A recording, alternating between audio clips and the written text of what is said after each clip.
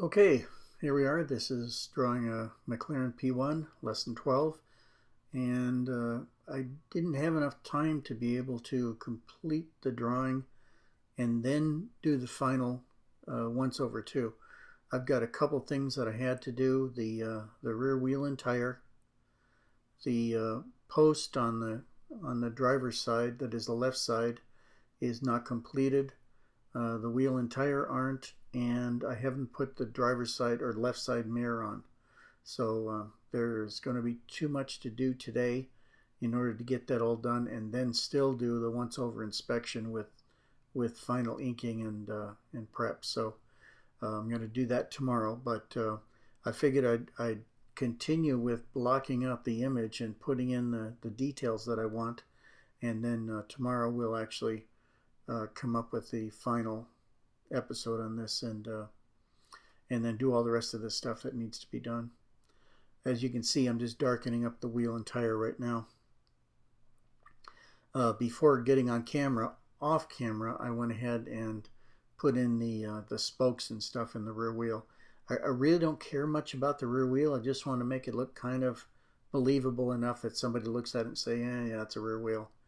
I don't like to put a lot of detail in the rear because usually it's the front of the car that's the most exciting. So because you're also looking at the front wheel at a better angle, it really looks better anyway.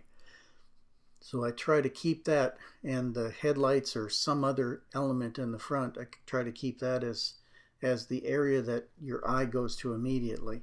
So that's what I'm trying to do, is make the front end of the car a lot closer to the real one and better than the rear one.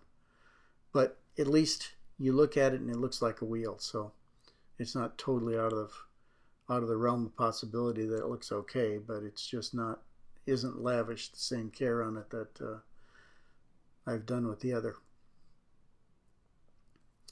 But you can see we're coming along okay. Nearly got the tire done. And also, you see off camera, before I even got to you today, I went ahead and put the shadow in underneath the car. And I did that because I wanted to anchor the car to the ground. It makes it look more substantial, and it also makes it look like it's a real car, like it's got weight to it and a physical presence. So your eye just looks at that and says, oh, that's a car. You know, it must be, because it casts a shadow. So in your mind, it makes it more believable, and that's why I put it in there.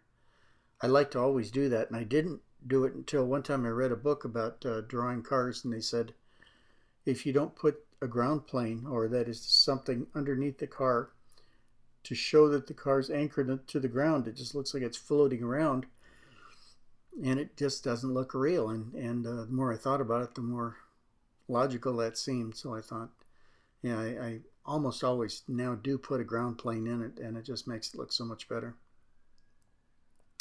Okay, there I'm going around and darkening up a little bit underneath the front of the car too, underneath the shadow in the front.